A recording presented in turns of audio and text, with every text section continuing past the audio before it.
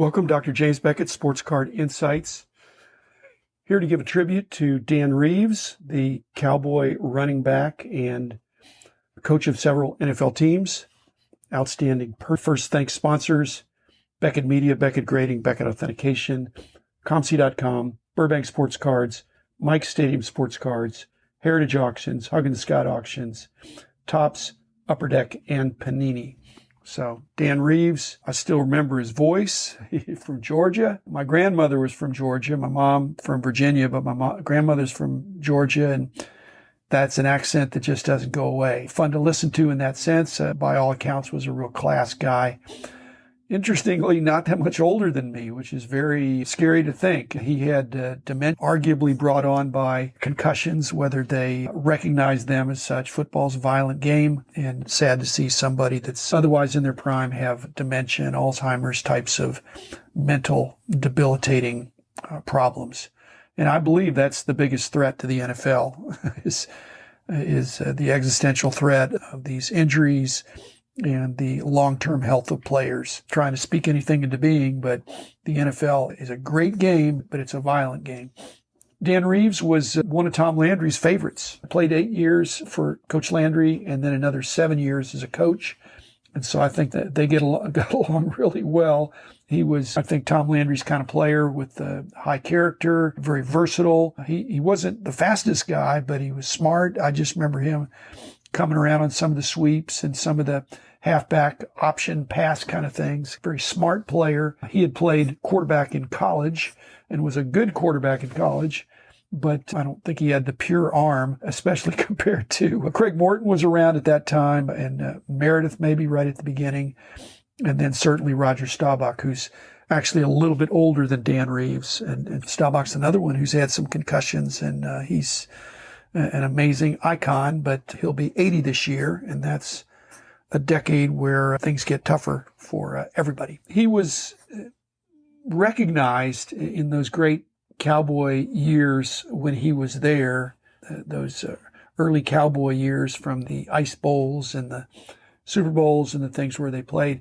He was described, along with Mike Ditka, as one of the locker room leaders that when they spoke, the other players listened. They went from players to coaches and great success. Also was drafted by the Pittsburgh Pirates in baseball, and of course didn't sign, but that's a feather in his cap. Imagine if he'd been drafted by the Pirates, which was my original dream, to be playing center field for the Pittsburgh Pirates next to Roberto Clemente and maybe Dan Reeves in left field. So that would have been fun. Again, probably Dan Reeves a lot closer to that dream than I was. I'm not sure I could hit the fastball or the curve, certainly at the major league level. I think Dan Reeves is an example of somebody who's really worthy of being collectible, and not just in Dallas or Denver or Georgia or South Carolina, places where he played or coached, or even New York. But again, he was a really good player. He was in the game, a Ring of Honor player more than a Hall of Famer. I think he didn't have quite the success. He didn't win the big one as a coach, and he kind of got injured after a while as a player. But again, excellent at both, but not necessarily at the Hall of Fame level.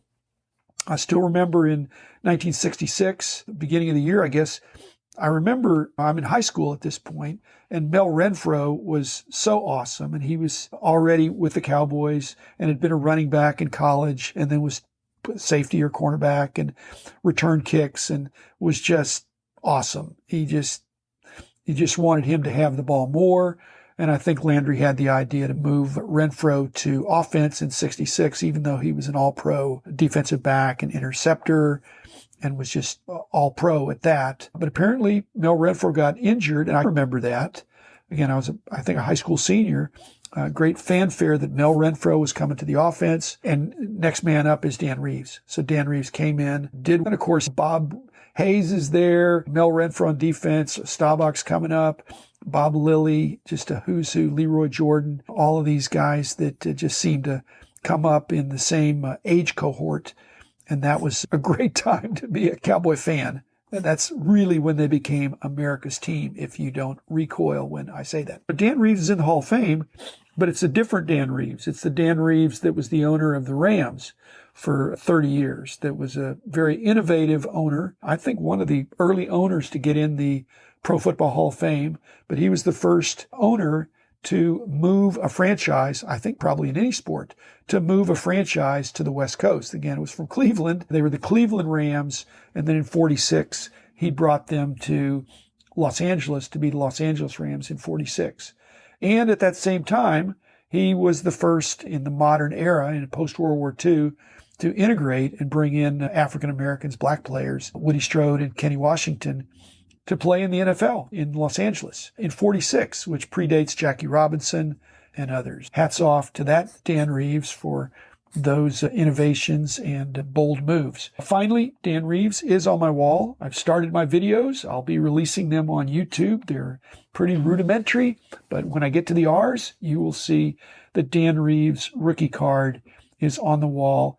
And I'm making some distinction of guys on the wall that'll be there because I have a whole bunch of cards at BGS. And when they come back, I'm going to be swapping out cards that are on the wall that are going to get bumped. Dan Reeves not going to get bumped. I really enjoyed watching him play, watching him coach. I don't know, maybe I met him briefly, but I just have friends that knew him and said what a great guy he was. So again, he's missed. And again, it's not just how many years you get, it's how many productive years, how many years you get where you're able to mentally and emotionally function. And so I really feel bad for people that lose that ability to really relate and have this mental decay. Our condolences to his widow and family, but we still have great memories of Dan Reeves. Again, not the fastest, but quite a ball player, made the most of his ability, and was a great coach too and a great man. So thanks, Dan Reeves.